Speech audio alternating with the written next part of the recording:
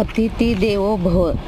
घरी आल्यानंतर आपण पाहुण्यांचा आदर करतो, त्यांच्यासाठी चहा करतो, पाणी देतो.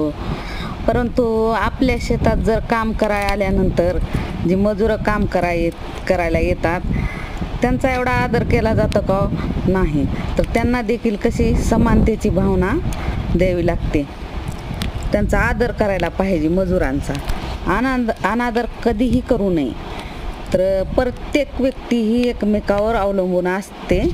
तर मग ती मोठी असो या छोटी, श्रीमंत असो या गरीब असो, आपण प्रत्येक वेळी त्यांच्याशी ना प्रेमानेच वागले पाहिजे. कधीही त्यांना आपण असं कमी लेखायचं नाही. त्यांना पण जीव असतो, त्यांना पण भावना असतात. कामाच्या वेळेमध्ये त्यांना छोटा छोटा ब्रेक द्यावा लागतो.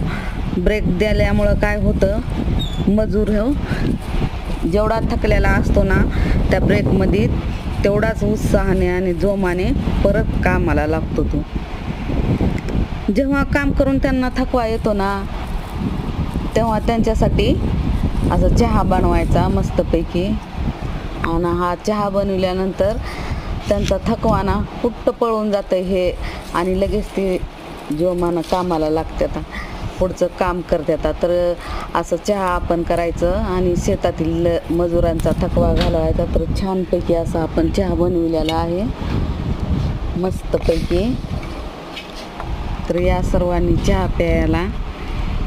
तर कधीही मजुरांना ना आपण कमी लेखायचं नाही की हे कामाला आहेत, आपण मालक आहोत. ही असली भावना कधीच मनात ठेवायची नाही आणि केव्हाही असल्या भावनेने वागायचं नाही.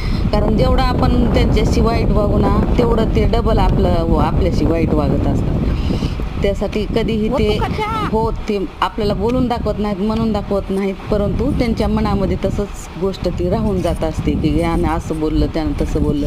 त्यासाठी आपण प्रत्येक व्यक्तीचा आदर केलाच पाहिजे. मग ती घरी असो, शेतात असो, मजूर असो, पाहुणा असो, तर त्यांना आपण आदरानंच बोललं पाहिजे, आदरानंच वागलं पाहिजे त्यांच्याशी. तर असं छानपैकी चहा केलेला आहे आणि चहा करून सर्व असा चहा आम्ही कपामध्ये ओतत आहोत.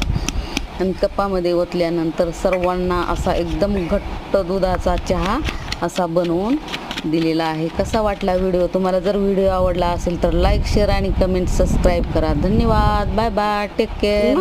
केला की चहा सगळाच केला, झाला चहा.